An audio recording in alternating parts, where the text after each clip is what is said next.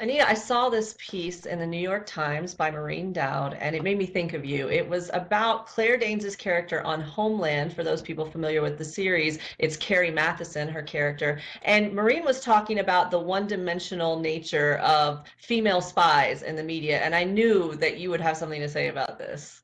Well, I'm very familiar with the way that women are sort of pigeonholed. And I like to talk about the medical examiner example where, you show up in the booby shirt and tight pants and stiletto heels and you sort of, click over to the crime scene. I had a personal Well, I had a personal experience with this. I was on the division and I'm supposed to find a dead body on the side of a big hill at 6 o'clock in the morning. So I thought, finally, for once in my life, they're going to put me in frowsy hair and no makeup and a pair of sweats. I was wearing $3,000 worth of clothing and stiletto heels. And not that I'm hired to be some glamour girl, but even me, they're doing this kind of nonsense. And I think Maureen Dowd's point was the same. It's just they're making this woman, exercise a lot of bad life choices and that she's almost drowning her own kid. And I think there was a big objection to the way the CIA and the women in the CIA, that they don't like it. They don't like being portrayed that way.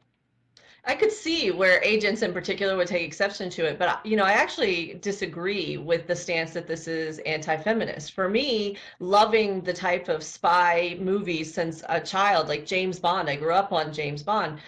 Spies have been portrayed on the male side as alcoholics, as womanizers, as guys that just like to blow stuff up for no reason. So I think I'd be angrier if they had this like softer, multi-dimensional, let's show how conflicted she is with her home life person. I think that would be more sexist. I don't want to see a spy baking something at home. I want to see a spy blowing stuff up and drinking and, That's a very interesting perspective, Shauna. I don't think of it as feminist or not feminist. I just wonder if it bleeds over into everyday life, that we think of a woman as she's got to jump into bed with a guy. I wrote an article about a World War II female hero, Nancy Wake, and they did a TV movie about her. And this woman is someone who killed a Nazi with her bare hands. She was a guerrilla fighter who parachuted behind enemy lines. She led 700 men, and they painted her as baking or making eggs for the men and having an affair with some guy, neither of which thing actually happened. So I guess my objection to it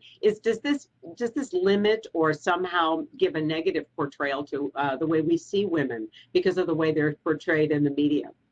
Right. And you know what I would say, having a daughter who loves fashion and a young generation that's deciding whether or not they want to get involved in your science courses and your engineering and politics for that matter, is that we have to sex it up a little bit. Or the younger generation is going to think, oh, I either can be a glamorous, fashion icon and starlet slash songwriter, or I can go into something responsible like engineering and spying, So I kind of like the fact that they're making it more fashionable, but that's, a different perspective.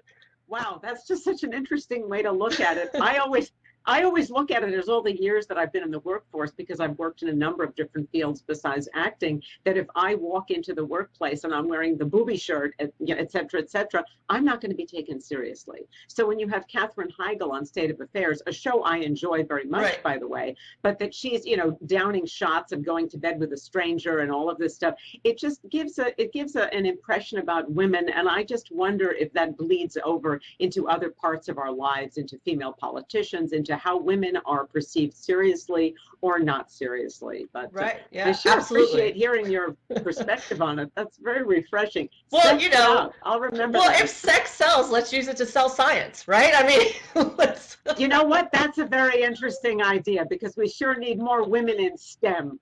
So thank you very much. Thank you for sharing that perspective, Shauna. That's fascinating. And thank you for joining us for another edition of Dare We Say. This is Shauna Vircher and Anita Finley signing off.